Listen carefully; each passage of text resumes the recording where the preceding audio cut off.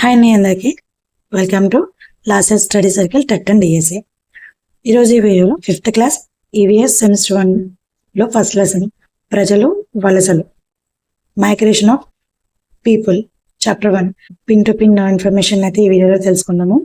3rd class 4th class నేను చదివాను, కానీ అంటే వీడియో చేశాను, కానీ నేను ఏ లెసన్లో కూడా అభ్యాసన ఫలితాలు విద్యార్థులకు సిద్ధించే సామర్థ్యాల గురించి నేను చెప్పలేదు. ఇది ఎగ్జామ్ పాయింట్ ఆఫ్ వ్యూలో ప్రజలు వలసలు అనే లెసన్స్ నుంచి విద్యార్థులకు సిద్ధించే సామర్థ్యాలు ఏమిటి అని మ్యాథ్స్ సెక్షన్లో కానీ లేదంటే అబ్జెక్షన్ రూపంలో కానీ ఇస్తే కనుక సో మనకైతే తెలిసి ఉండాలి కదా అన్న వేలో మీకు ఇచ్చిన ప్రామిస్ నిలబెట్టుకుంటూ సో నేను ఇది కూడా జోడిస్తున్నాను. So 3rd class 4th class అయితే నేను చేయలేదు, అవి కూడా యాడ్ చేసి అవి కూడా వీడియో చేసి మీ ముందుకు తీసుకొస్తాను. వీడియో నచ్చితే కనుక ఒక లైక్ చేయండి. మరిన్ని వీడియోస్ కోసం నా ఛానల్ని సబ్స్క్రైబ్ చేసుకోండి. వీడియోలోకి వెళ్ళిపోదాము. అభ్యాసన ఫలితాలు విద్యార్థులకు సిద్ధించే సామర్థ్యాలు. వలస భావనను వాటి ప్రభావాన్ని అవగాహన చేసుకుంటారు. కుటుంబ అవసరాలను ఆర్థికంగా ఎలా నేర్చుకోవాలో విశ్లేషిస్తారు. 3rd పాయింట్ కుటుంబం యొక్క ఆర్థిక స్థితిగతులను అర్థం చేసుకుంటారు. 4th పాయింట్ ప్రభుత్వం అందించే వివిధ పథకాల గురించి తెలుసుకుంటారు. వలస భావనను కుటుంబ అవసరాలు ఆర్థికంగా ఎలా నేర్చుకోవాలో విశ్లేషిస్తారు. ఆర్థిక పరిస్థితుల గురించి అర్థం చేసుకుంటారు. ప్రభుత్వం ఇచ్చే పథకాల గురించి కూడా తెలుసుకుంటారు. ప్రజలు మెరుగైన జీవనం కోసం కాలానుగుణంగా ఒక ప్రాంతం నుండి మరొక ప్రాంతాన్ని వెళ్ళడాన్ని వలస అంటారు.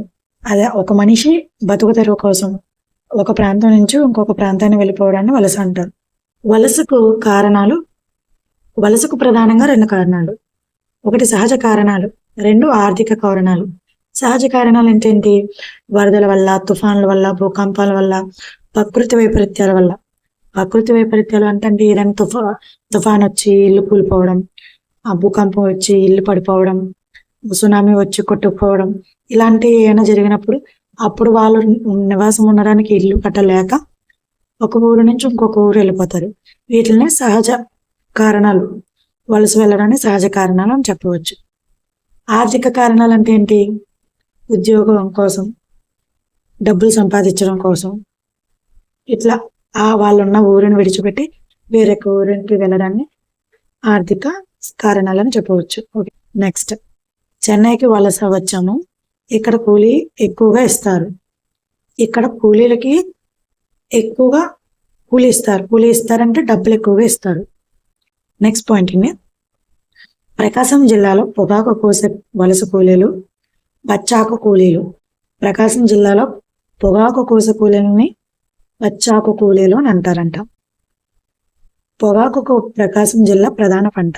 పొరుగు జిల్లాల నుండి వలస కూలీలను పొగాకు కోతకు రప్పించుకుంటారు. ప్రధాన పంట కదండి, సో పంట ఎక్కువగా ఉన్నప్పుడు కూలీలు కూడా ఎక్కువగా అవసరమవుతారు. సో వాళ్ళు ఏం చేస్తారు, పొరుగు జిల్లాల నుండి కూడా వలస కూలీలని పొగాకు కోతకు రప్పించుకుంటారంట. పేదరికం, ఆర్థిక నియంత్రణ లేకపోవడం, ప్రణాళిక లోపం పట్టణ ప్రాంతాలలో మురికివాడలు ఏర్పడడానికి కారణమవుతాయి. పై చార్ట్ అనేది వృత్తాకారంలో గీయబడిన ఒక రేఖా చిత్రం. ఇది అంకెలను భాగాల రూపంలో సూచించడానికి ఉపయోగపడుతుంది. వృత్తాకార రూపంలో ఉంటుంది. ఇది ఒక రేఖా చిత్రం.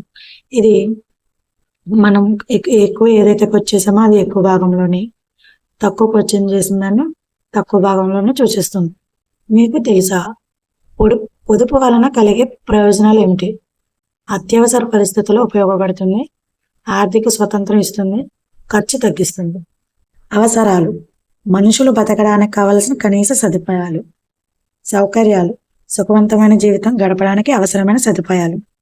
విలాసాలు, ఎక్కువ ఖర్చుతో కూడిన ఎక్కువ సుఖవంతమైన సదుపాయాలు. ఇవి 3కి వేరియేషన్ తెలుసుకుంటారని చెప్పేసి నేను చెప్పానండి. వీటికి మీనింగ్స్ తెలిస్తేనే మీరు ఆన్సర్ చేయగలుగుతారనేసి చెప్పాను. ప్రభుత్వం మధ్యాహ్న భోజనం, ఉచిత యూనిఫామ్, ఉచిత పాఠ్య పుస్తకాలు వంటి సౌకర్యాలు ప్రభుత్వం అందిస్తుంది. నెలవారీ కంటి పరీక్షలు నిర్వహిస్తుంది. రక్తహీనత తగ్గించే ఐరన్, ఫోలిక్ మాత్రలు కూడా అందిస్తున్నారు. పై చదువుల కోసం ఉపకార వేతనాలు, విద్యా రుణాలు కూడా అందిస్తున్నారు. ప్రభుత్వం ఏ విధంగా సహాయం చేస్తుందని అంటే కనుక ఇవన్నీ చెప్పాలి. మీకు తెలుసా, విజయం సాధించడానికి పేదరికం అడ్డం కాదు.